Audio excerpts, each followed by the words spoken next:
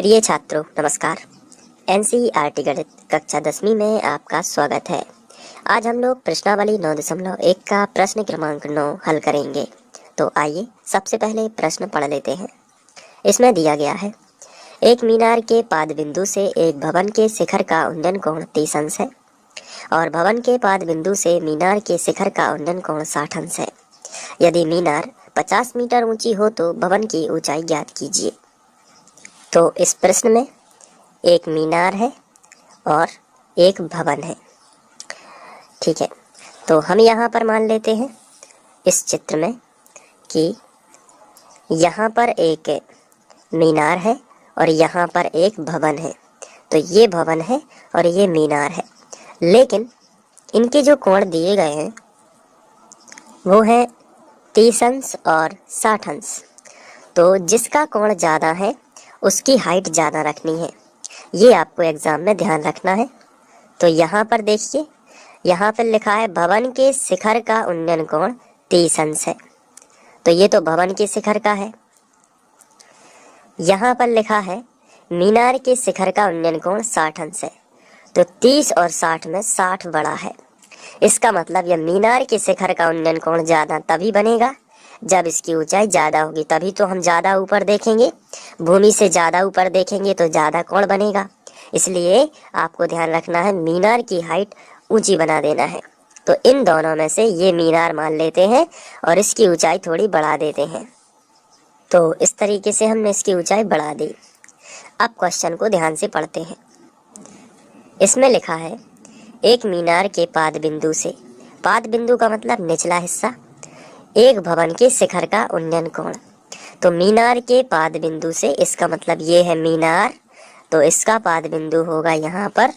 तो मीनार के पाद बिंदु से यानी कि इस वाले से लिखा है मीनार के पाद बिंदु से एक भवन के शिखर का उन्नयन कोण। उन्नयन कब बनेगा? जब व्यक्ति नीचे होगा। तो उन्नयन यानी ऊंचे नयन तभी करेगा जब व्यक्ति नीचे होगा, धरती पर, आधार पर। तो शिखर का उन्नयन कोण 30 अंश है। इसका मतलब ये है, ये हो गया मीनार का पाद बिंदु यानी कि निचला सिरा, और यहाँ से भवन के शिखर का उन्नयन कोण 30 अंश है। तो यहाँ से एक लाइन मिला देते हैं जो कि यहाँ टच होगी और 30 अंश का कोण बना रही है। तो सबसे पहले हमने यही किया और यहाँ से मिला दिया जो कि 30 अंश का कोण बन रहा है। आगे पढ़ते हैं प्रश्न को। और भवन के पाद बिंदु से, यानी भवन ये है तो इसका पाद बिंदु होगा ये वाला निचला सिरा। तो भवन के पाद बिंदु से मीनार के शिखर का उन्नयन कोण 60 अंश है। ये मीनार का शिखर है यहाँ पर, तो ये उन्नयन कोण 60 अंश हो जाएगा और यहाँ पर हम 60 अंश लिख देंगे। प्रश्न को आगे पढ़ते हैं। यदि मीनार 50 मीटर ऊंची हो, यहाँ पर हमें मीनार की ऊंचाई यानी इसकी ऊंचाई दी गई है 50 मीटर। तो चलिए लिख लेते हैं। तो हमने 50 मीटर लिखा। तो भवन की ऊंचाई ज्ञात कीजिए। तो ये भवन की ऊंचाई जो है ये वाली हमें ज्ञात करनी है। चलिए हम नाम दे देते हैं ए बी, इसको सी नाम दे देते हैं और इसको हम डी नाम दे देते हैं। ए बी सी डी और बी सी एक्स मान लेते हैं, क्योंकि आधार की ज़रूरत होनी चाहिए। आधार की ज़रूरत होगी भी, और क्योंकि यहाँ पर लंब और आधार होगा, लंब और आधार होगा, और एंगल हमें दिए ही गए हैं तो हमने इसको एक्स मान लिया। चलिए अब चित्रानुसार जो भाषा बनती है वही हम लिख देंगे। ये भाषा आपको मन से ही लिखनी है। एक बच्चे ने कमेंट करके पूछा था तो उसका आंसर मैं अभी दे रहा हूँ। भाषा जो है वो आपको मन से लिखनी है चित्र के अनुसार, और थोड़ी इस तरीके से लिखनी है ताकि आपकी भाषा साहित्यिक लगनी चाहिए और एग्जामिनर को अच्छी लगनी चाहिए आपकी भाषा। तो चलिए हम लिखते हैं। तो इस तरीके की आपको भाषा लिखना है। जैसे ए बी एक भवन है जिसकी ऊंचाई ज्ञात करनी है। ये देखिए ए बी एक भवन ही था, हमें इसकी ऊंचाई ज्ञात करनी है। तथा डी सी एक मीनार है। ये देखिए यहाँ पे डी सी एक मीनार है जिसकी ऊंचाई 50 मीटर है। तो जिसकी ऊंचाई 50 मीटर हमने लिख लिया। और इसके बाद एंगल बता दीजिए, ये 60 और ये 30 का। तो 60 अंश का आप कैसे बताओगे?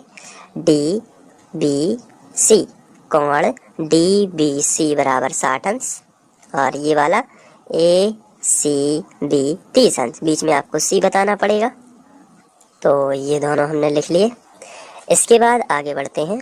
तो मीनार की ऊंचाई हमने लिख ली है, एंगल भी लिख लिया है, BC बराबर x माना है।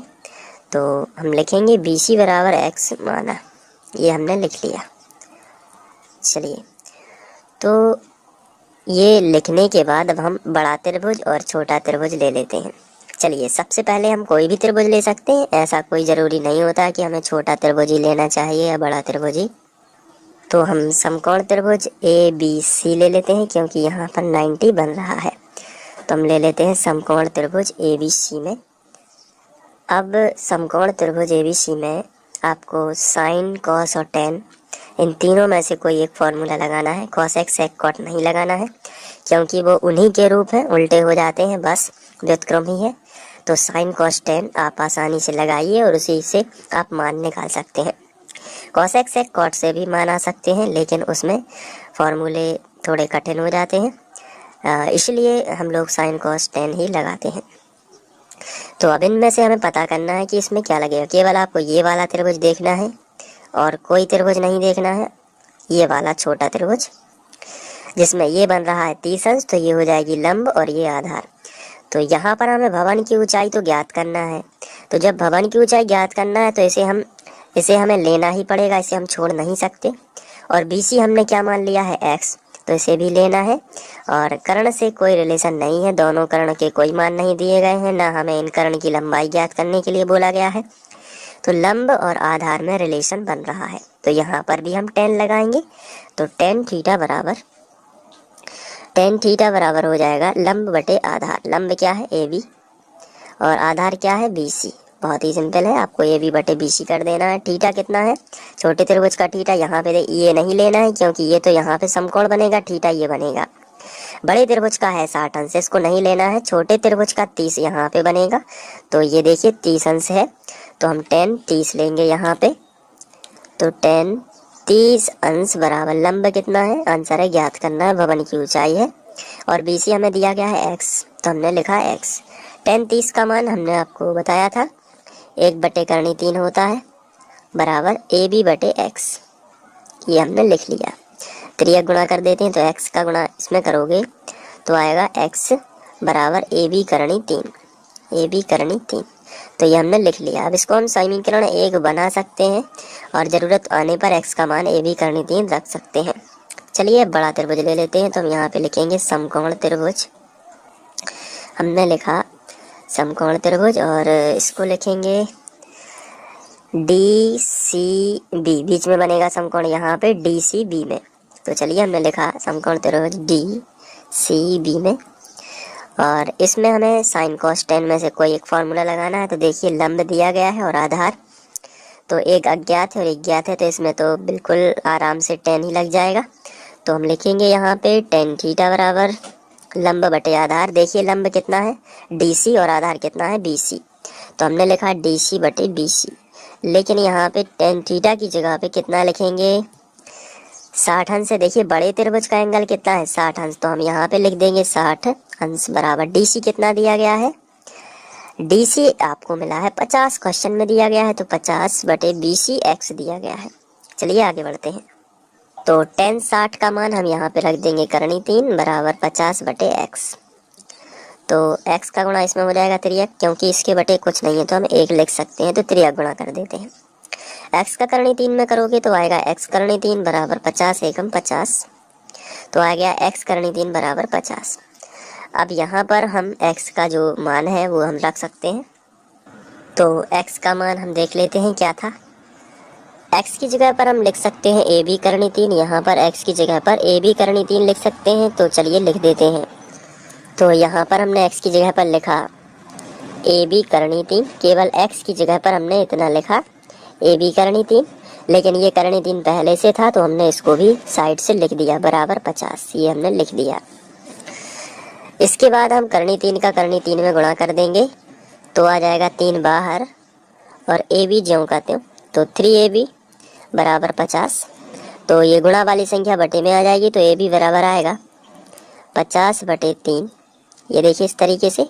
तो AB बराबर आ जाएगा, यहाँ से हम इसको कैंसिल करेंगे, तो इसको रफ में समझ लेते हैं, 50 3 से भाग जाएगा, तो 16 तिया 48 होता है, इसलिए 48 यहाँ पे आ जाएगा, बचेगा कितना 3। तो हम इसको लिख सकते हैं 16 सही, और यहाँ पर 2 बचेगा, सॉरी। तो 16 सही 2/3 लिख सकते हैं इसको हम, 16 सही और 2, ये शेषफल ऊपर और भागफल नीचे, ऐसा भी हम इसको लिख सकते हैं। या फिर आप इतना ही लिख सकते हैं और यही आपका सही होगा। अतः भवन की ऊंचाई 16 सही 2/3 मीटर ऊंची होगी। इस तरीके से आपको लिख लेना है। आप चाहें तो इसे नोट भी कर सकते हैं। इसके लिए आपको शुरू से लिखना पड़ेगा, उसके पहले आपको ये चित्र बना लेना है। वीडियो को पॉज करके आप चित्र बना लीजिए, उसके बाद ये आपको भाषा लिख लीजिए, आप नोट कर लीजिए इसको, और फिर आगे ये, और फिर ये हो जाएगी,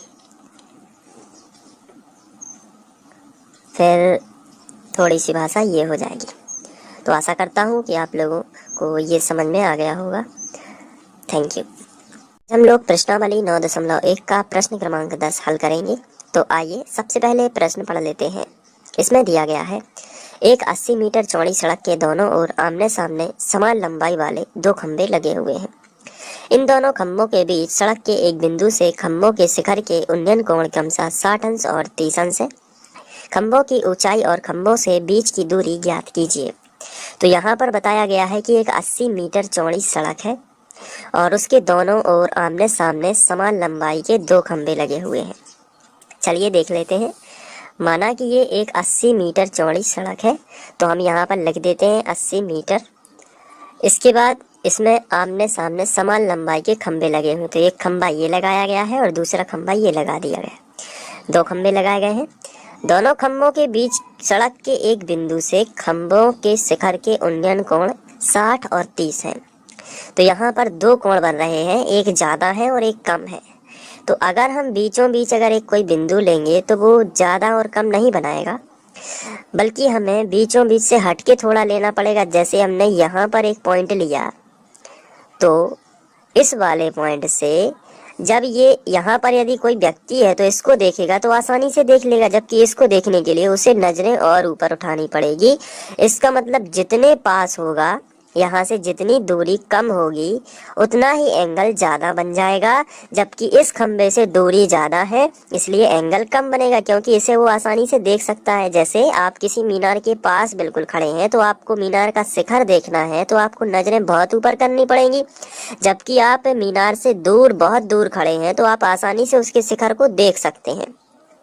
बिल्कुल यही केस यहाँ पे है। आपको नमूना आकृति में ये जो व्यक्ति है इसको बीच में न रख के थोड़ा साइड में रख देना है। तो जब इसको इससे मिलाएंगे तो एक कोण बनेगा जो कम का होगा, और इसको इससे मिलाएंगे तो एक कोण बनेगा जो अधिक का होगा। चलिए मिला देते हैं। तो यहाँ पर जो एंगल बनेगा वो बनेगा 30 अंश का, क्योंकि इसे आसानी से देख पा रहे हैं, ज़्यादा ऊपर नहीं उठाना पड़ रही नजरें। लेकिन यहाँ से व्यक्ति को यदि इस मीनार, पास वाले मीनार को देखना है तो वो 60 अंश का एंगल बनाएगा। तो इस तरीके से आपको ये चित्र बनाना सीख लेना है। चलिए अब हमें इनका नामकरण करना है, तो हम इनके नामकरण कर देते हैं A, B। यहाँ पे इस पॉइंट पर हम C दे देते हैं, इस वाले पॉइंट पर हम D नाम दे देते हैं, और यहाँ पर ई नाम दे देते हैं। अब यहाँ पर देखिए सड़क जो है उसके 2 हिस्से हो चुके हैं, एक यहाँ से यहाँ तक और दूसरा यहाँ से यहाँ तक। लेकिन सड़क की कुल चौड़ाई 80 मीटर है, तो यदि हम इसको x मान लेते हैं, इतने को ये हमने माना यहाँ से CD तक का x, क्योंकि ये त्रिभुज लेना पड़ेगा तो ये हमें आधार चाहिए, और ये त्रिभुज लेना पड़ेगा तो ये आधार चाहिए। हमें पूरा BD कहीं नहीं चाहिए, क्योंकि बड़ा त्रिभुज भी है तो उसमें भुजा आती है ABC, तो BC चाहिए हमें। तो 80 का इस्तेमाल कैसे होगा, तो इसके लिए हमने DC मान ली है x, तो पूरी 80 है, इतना हिस्सा x है, पूरी कितनी है 80 है, इतना हिस्सा कितना है x है। तो बाकी कैसे आएगा, 80 में से ये x घटा दोगे तो ये वाला हिस्सा भी मिल जाएगा। जैसे मान के चलिए ये 10 है, इतना पूरा 80 है और D से लेके C तक केवल 10 है, तो आप बता दोगे कि बचा हुआ 70 होगा, क्योंकि 70 + 10 हो जाएगा कितना 80। तो ये हमने माना है x, तो बाकी हो जाएगा 80 - x। तो ये हम लिख सकते हैं 80 - x, ये यहाँ से यहाँ तक 80 - x। तो मैं इसको अलग से लिख देता हूँ यहाँ पे। इतना हिस्सा है 80 - x समझने के लिए, और इतना हिस्सा है x। टोटल हो जाएगा माइनस प्लस एक्स कैंसिल तो 80। तो इनको यदि जोड़ोगे तो ये 80 ही बनेगा।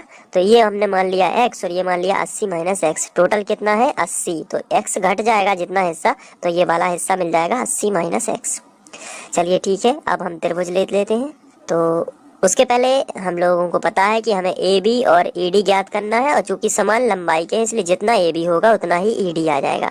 तो चलिए हम इनको सॉल्व करते हैं। तो हम त्रिभुज लेंगे, उसके पहले हमें भाषा लिखनी है। तो आइए भाषा लिख लेते हैं। तो सबसे पहले हमने लिखा है चित्रानुसार बी डी एक सड़क है। यहाँ पे देखिए बी और डी एक सड़क है जिसकी चौड़ाई 80 मीटर है। तो ये देखिए 80 मीटर जिसकी हमने चौड़ाई मानी हुई है, तथा ए बी और ई डी दो समान खंबे हैं। ए बी और ई डी दो समान खंबे हैं जिनकी ऊंचाइयां ज्ञात करनी है।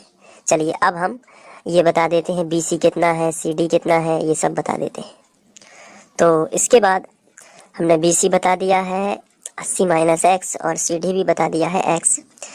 और अब हमें एंगल बताना है। ए सी बी 30 है इस तरफ से, और इस तरफ से हो जाएगा यहाँ पे देखिए ई सी डी 60। तो ये दोनों एंगल हमने बता दिए। अब आपको ये चित्र देखते रहना है और भाषा तो आपको समझ में आ ही गई होगी। इस तरीके से लिखना है, आप अपने तरीके से भी भाषा लिख सकते हैं, बस अच्छी भाषा लिखनी है आपको चित्र देखकर। चलिए अब हम त्रिभुज ले लेते हैं। तो सबसे पहले हम इस टाइप का त्रिभुज ले लेते हैं, ई डी सी, या ये भी ले सकते हैं, कोई भी ले सकते हैं। तो चलिए यहाँ से कहीं ना कहीं से तो स्टार्ट करना ही पड़ेगा। तो ई डी सी ले लेते हैं। तो समकोण त्रिभुज ई डी सी में तो हम यहाँ पे लिखते हैं सबसे पहले। तो हमने ये लिख लिया। इसके बाद आपको यहाँ पे ध्यान से देखना है, ई डी सी जो है यहाँ पे बन रहा है 90 और यहाँ पे बन रहा है 60। तो हमें खंबे की ऊंचाई ज्ञात करना है ए डी, इसलिए हम ए डी को नहीं छोड़ सकते। और ये एक्स हमने माना है और हमें कर्ण ज्ञात नहीं करना है, ना कर्ण की लंबाई ज्ञात करना है। तो हमने आधार इसलिए माना है। तो हम लंब और आधार यानी tan का फॉर्मूला लगाएंगे। तो चलिए हम लिख लेते हैं tan थीटा बराबर लंब बटे आधार। लंब क्या है ए डी और आधार क्या है सी डी, ये हमने लिख लिया। थीटा की जगह पर हम कितना रख सकते हैं 60, क्योंकि इस त्रिभुज का कोण जो है वो 60 अंश है। तो हमने रखा tan 60 अंश बराबर ई डी बटे सी डी। तो सी डी की जगह पर हम ई डी तो ज्यों का त्यों लिखा हमने, और सी डी की जगह पर आपको लिखना है एक्स। तो हमने लिख दिया एक्स। tan 60 का मान होता है करनी 3, तो करनी 3 बटे कुछ नहीं है तो 1 कर सकते हैं बराबर ई डी बटे एक्स। तो त्रिया गुणा करने के लिए बटे 1 किया है, तो x का ई डी का मान आ जाएगा ई डी बराबर x करनी 3। अब x की वैल्यू और चाहिए तो ई डी आ जाएगा। तो जब ई डी आ जाएगा तो उतना ही तो ए भी है, दोनों खंबे की लंबाइयां समान है तो खंबे की ऊंचाई मिल जाएगी। तो चलिए फिलहाल हमने इसको समीकरण 1 बना दिया। इसके बाद हम समकोण त्रिभुज ए बी सी ले लेंगे। तो हम लिखेंगे समकोण त्रिभुज ए बी सी में, इसमें भी हम tan का फॉर्मूला लगाएंगे क्योंकि हमें ए बी ज्ञात करना है। और ये है 80 माइनस एक्स आधार। तो चलिए वही लगाएंगे tan थीटा बराबर लंब बटे आधार। लंब क्या है ए बी, ये देखिए त्रिभुज में ए बी सी में लंब क्या है ए बी और आधार क्या है बी सी। तो हमने लिखा बी सी। tan थीटा की जगह पर कितना रखेंगे इस बार 30। तो हमने रखा tan 30 अंश बराबर ए बी, ज्यों कहते हो ये खंबे की लंबाई है इसको नहीं छोड़ सकते हो, बी सी है 80 माइनस एक्स। तो हमने रखा 80 माइनस एक्स, ये हमने रख दिया। tan 30 जो है उसका मान होता है, चलिए इसको हम आगे के पेज से करते हैं। तो tan 30 का मान होता है 1 बटे करनी 3। तो हमने लिखा बराबर ए बी बटे 80 माइनस एक्स। चलिए ए बी का गुणा करनी 3 में करेंगे तो आ जाएगा ए बी करनी 3, यहाँ पे 80 लिखना चाहिए। ए बी करनी 3 बराबर 80 माइनस एक्स। तो एक्स को इस तरफ ले आते हैं और ए बी को उस तरफ ले जाते हैं ताकि एक्स की वैल्यू मिल सके। तो चलिए यही करते हैं, एक्स को उस तरफ ले जाते हैं तो माइनस का एक्स प्लस एक्स हो जाएगा। क्यों ले जा रहे हैं, क्योंकि हमें समीकरण 1 में दिया गया है ई डी बराबर एक्स करनी 3। तो हमें एक्स की वैल्यू कैसे भी करके एक्स का मान निकालना है। तो इस समीकरण में हमें x का मान निकालने के लिए x का पक्षांतर उस तरफ करना पड़ेगा, तो ये माइनस का पहले तो प्लस हो जाएगा और ये इस तरफ ले आना पड़ेगा। चलिए ले जाते हैं। तो x इस तरफ आया तो प्लस हो गया बराबर 80 यहाँ पे लिखा था पहले से, और ये प्लस का था, इसमें कोई भी साइन नहीं है तो प्लस का माना जाता है। इस तरफ आ जाएगा तो माइनस का ए बी करनी 3। तो ये पूरा x का मान है। अब x का मान हम समीकरण 1 में रख देते हैं। तो हम यहाँ पे लिखेंगे x का मान समीकरण 1 में रखने पर, तो चलिए रख देते हैं। समीकरण 1 हमारा जो पहले था उसको मैं पहले ज्यों का त्यों लिख देता हूँ ताकि आपको समझ में आ जाए। ईडी बराबर x करनी 3, ये है समीकरण 1। अब इसमें हम रखेंगे x की वैल्यू पूरी की पूरी। तो ईडी बराबर x की जगह पर रख देते हैं 80 माइनस ए बी करनी 3। तो हमने रखा 80 माइनस ए बी करनी 3, ये देखिए ये रख दिया, और करनी 3 ज्यों का त्यों इस तरीके से। तो ईडी बराबर करनी 3 का गुणा करते हैं, करनी 3 का गुणा इसमें भी हो जाएगा, करनी 3 का गुणा इसमें भी हो जाएगा। तो 80 माइनस करनी 3 का 80 और करनी 3 का गुणा होगा तो 80 करनी 3 आ जाएगा। ये इसको पूरा लिख देते हैं सबसे पहले। तो 80 का गुणा करनी 3 में हुआ तो आया 80 करनी 3 माइनस करनी 3 का करनी 3 में हो जाएगा तो आएगा 3 बाहर, तो आ जाएगा -3ab। तो हम लिख सकते हैं -3ab। लेकिन AB और AD एक ही है। यदि चित्र की बात की जाए तो दोनों खंबे की लंबाइयां हैं और दोनों समान दी गई हैं क्वेश्चन में। आप यहाँ पर देख सकते हैं AB और AD दोनों समान हैं, क्योंकि खंबे की लंबाइयां क्वेश्चन में बोला गया था समान 2 खंबे सड़क के दोनों ओर लगे हुए हैं। तो AB बराबर AD हम लिख सकते हैं प्रश्नानुसार। तो नेक्स्ट स्टेप में हम लिखेंगे ED बराबर 80 करनी 3 -3, और AB की जगह पर हम लिख देंगे ED। इस तरीके से हमने लिखा ED, और इसका कारण दिया चूंकि ED बराबर AB बराबर खंभों की लंबाइयां, खंबे की लंबाई, या इसको लिख सकते हैं समान खंभों की लंबाइयां, ये लंबाई, ठीक है। तो ये, और यदि आप और लिखना चाहें तो आप इसको लिख सकते हैं प्रश्नानुसार। तो ये दिया गया था, समझने की दृष्टि से आप अपने हिसाब से लिख लीजिए। तो ऐसा लिखेंगे तो भी ठीक है। अब इसका पक्षांतर उस तरफ कर देते हैं। तो ED एक तरफ कर लेते हैं, तो माइनस का 3ED उस तरफ जाएगा, प्लस का हो जाएगा। तो ED प्लस 3ED बराबर आ जाएगा 80 करनी 3। तो 3ED और 1ED हो जाएंगे 4ED जुड़कर, तो 4ED बराबर 80 करनी 3। तो ये 4 जो गुणा में ये बटे में आ जाएगा। तो ED बराबर 80 करनी 3 बटे 4। तो चलिए कैंसिल कर देते हैं। ED बराबर 4 दूनी 8, 20 करनी 3, ये आया 20 करनी 3। तो जितना ED आया उतना ही ये भी आएगा। तब AB बराबर भी कितना आएगा 20 करनी 3, क्योंकि दोनों कैसे हैं बराबर। तो इसलिए खंभों की लंबाई 20 करनी 3 होगी। इसके बाद हमसे क्वेश्चन में साथ ही साथ पूछा गया है खंभों की ऊंचाई, तो ये तो हमने निकाल लिया है, और खंभों से बिंदु की दूरी ज्ञात कीजिए। दोनों खंभों से वो बीच का जो बिंदु था, अगर चित्र की बात करें तो दोनों खंभों से ये जो बिंदु है इसकी बीच की दूरी, यानी कि CD भी ज्ञात करना है और BC भी ज्ञात करना है। तो चलिए हम दोनों को क्रमानुसार ज्ञात कर लेते हैं। तो सबसे पहले CD की बात की जाए तो CD कितना था x। तो यदि हम समीकरण 1 में जाएं तो हमारा समीकरण 1 था ED बराबर x करनी 3। तो यहाँ से x का मान निकाला जा सकता है। आपको अंदाज लगाना है कि कहाँ कहाँ से हम x का मान निकाल सकते हैं। तो समीकरण 1 से आसानी से x का मान आ जाएगा यदि करनी 3 को बटे में पहुंचा दीजिए। तो हम लिखेंगे वहां पर आगे समीकरण 1 से। तो समीकरण 1 हम पूरा लिख लेते हैं सबसे पहले, जो कि था ED बराबर x करनी 3। तो ED का मान हम निकाल चुके हैं 20 करनी 3। तो हमने लिखा 20 करनी 3 बराबर x ज्यों का त्यों और करनी 3 ज्यों का त्यों। करनी 3 का इस तरफ ले आते हैं ताकि x अकेला छोड़ दें, इस तरफ x का मान आ जाएगा। तो करनी 3 गुणा में है और गुणा वाली संख्या बटे में, तो 20 करनी 3 बटे करनी 3 आ जाएगा इस तरफ, बराबर में आएगा x। करनी 3 और करनी 3 कैंसिल, तो 20 बराबर x आ जाएगा। ये x की वैल्यू है। तो ये हमें मिला है x का मान 20। और साथ ही साथ चित्र में हमें ज्ञात करना है BC भी ज्ञात करना है, क्योंकि CD तो हमने ज्ञात कर लिया है, तो BC भी ज्ञात करना है। तो BC है 80 माइनस x, तो तथा BC बराबर, यहीं पे हम लिख लेते हैं, BC बराबर 80 माइनस x था, x की वैल्यू रख दीजिए 20, तो 80 माइनस 20, x की जगह पर हमने रखा 20, तो आ गया 60। तो ये आ जाती है बिंदु से इसकी दूरी, तो ये 20 मीटर थी, इसको हम मीटर लिख सकते हैं यहाँ पर, और ये भी हमने मीटर लिखा। तो इस तरीके से आपको ये सॉल्व कर लेना है। आप चाहें तो इसे नोट कर सकते हैं। इसके लिए आपको चित्र बना लेना है और यहाँ से लिख लेना है।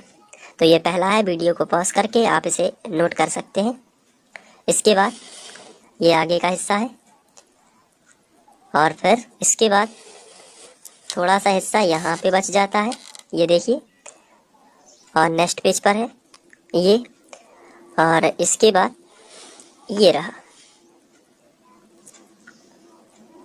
और यहाँ पर है थोड़ा, इसको नोट कर लीजिए